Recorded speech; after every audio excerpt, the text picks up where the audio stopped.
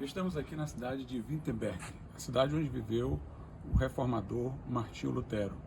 Martinho Lutero foi um monge agostiniano e depois tornou-se sacerdote e professor da Universidade de Wittenberg, havendo alcançado o título de doutor.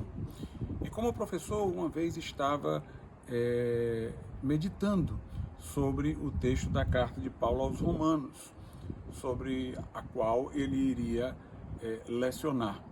Como monge, mostrara-se muito angustiado no desejo de alcançar a sua salvação. Aliás, foi o temor da morte numa tempestade que o levou a fazer votos para ser monge, na busca da salvação da sua alma, de segurança para o momento em que a morte, porventura, o alcançasse. Ele queria ter a certeza da vida eterna. E foi indicado como professor, inclusive por seu superior no mosteiro, como uma forma de, através de uma atenção da sua mente para os estudos, ele afastasse dessas angústias. Pelo menos essa era a intenção de seu superior.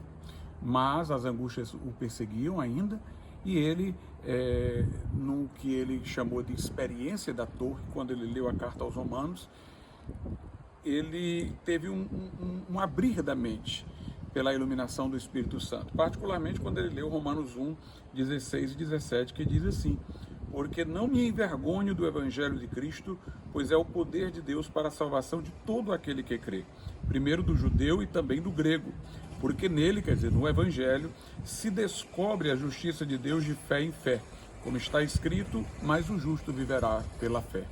Nosso entendimento de justiça normalmente está associado com a virtude de ser justo ou com a justiça punitiva, retributiva do mal praticado. Esses dois conceitos foram conhecidos dos filósofos gregos e encontraram ampla difusão durante a Idade Média. Mas Lutero percebeu que aqui fala que no Evangelho se descobre, se revela a justiça de Deus. Há uma justiça que não se pode conhecer pela filosofia, que não foi incorporada nos manuais de filosofia, nas obras dos filósofos, como um conceito que eles alcançaram, mas é uma concepção de justiça que a revelação de Deus trouxe. É a justiça passiva, aquela que não é para punir, mas é a justiça que é imputada ao que crê. Ou seja, todos nós somos pecadores, merecedores de juízo, mas Jesus Cristo tomou sobre si os nossos pecados e, tendo vivido primeiramente uma vida reta sobre a terra, naquela cruz, ele, levando os nossos pecados, os pagou a nossa dívida, sofreu a maldição que era por nós, o justo pelos injustos, para levar-nos a Deus. Ali, como os nossos pecados lhe foram imputados sem que ele os tivesse praticado, também agora, a favor do que crê, a sua retidão enquanto homem que se encarnou, é imputada àqueles que creem. Então Jesus fez uma permuta, ele viveu uma vida de obediência para que pudesse ser contabilizada a favor dos que creem. E ele recebeu os nossos pecados que foram contabilizados na sua conta. O justo morrendo pelos pecados dos injustos, para que os injustos que se arrependessem e crescem tivessem a imputação da justiça de Cristo, a retidão de Cristo sendo-lhe atribuída. De maneira que, como John Stott uma vez disse, nós não temos nenhuma justiça, exceto a de Cristo, para apresentar diante de Deus. E Jesus não tinha nenhum pecado, exceto o nosso, que levou na cruz do Calvário.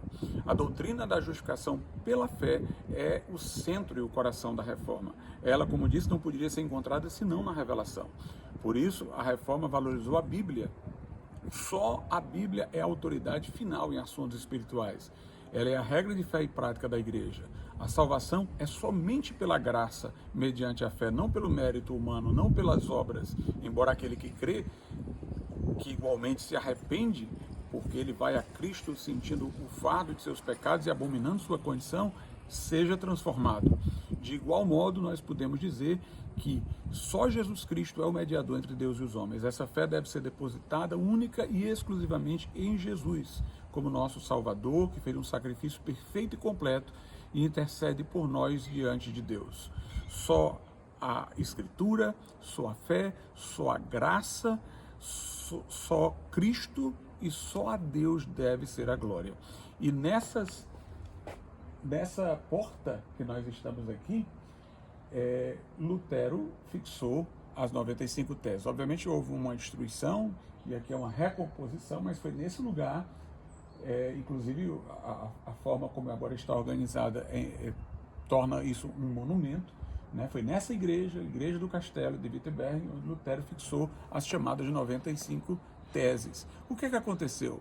Lutero havia tido essa experiência que falei, e a igreja, para arrecadar fundos, a igreja romana, para a construção da Basílica de São Pedro em Roma, estabeleceu a venda de indulgências naquele momento, um certificado, um documento que era dado às pessoas, atribuindo o tempo que elas não teriam que passar no purgatório em função do valor que elas tinham dado para a construção da Basílica de São Pedro.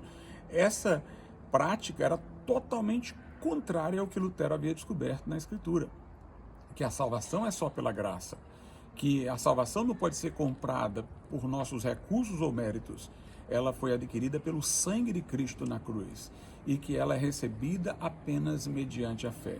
Quando ele soube dessa venda de indulgências, ele manifestou-se contra, ele fixou as suas teses contra a venda dessas indulgências, e é interessante que isso criou uma grande oportunidade, porque se Lutero tivesse ficado apenas com a sua experiência pessoal e compartilhando com os seus colegas de monastério, os seus alunos, ele teria conduzido muitas vidas ao céu, mas talvez não tivesse impactado o mundo todo, teria sido algo restrito aos limites de Wittenberg. Mas uma vez que ele fixou essas teses, que supõe-se que ele as tenha colocado em latim, alguns traduziram, mandaram para os impressores e elas foram distribuídas pelo mundo todo. O mundo todo, que eu digo, o mundo europeu conhecido daquela época, gerando um grande impacto que conduziu à reforma e fez propagar a mensagem do Evangelho. Deus usa circunstâncias. O dia de Pentecostes foi o início da igreja, era um dia em que estavam judeus de várias partes em Jerusalém para a comemoração de uma festa. Deus usou aquele momento em que multidões estavam ali, vindas de vários locais, para que elas depois levassem a mensagem a toda parte.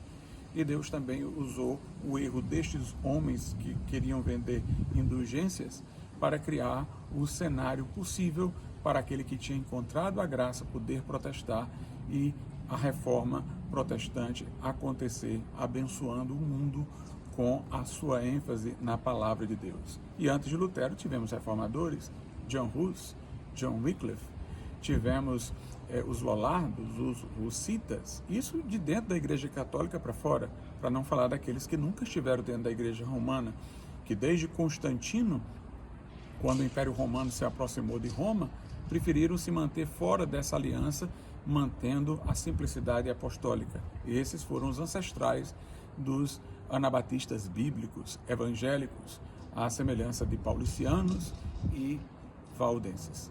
Que Deus abençoe e que esta palavra fique no seu coração. Deus está no controle dos acontecimentos. Foi Ele que nos deu a reforma protestante, levantou Lutero e fez sua palavra brilhar com toda a força no século XVI.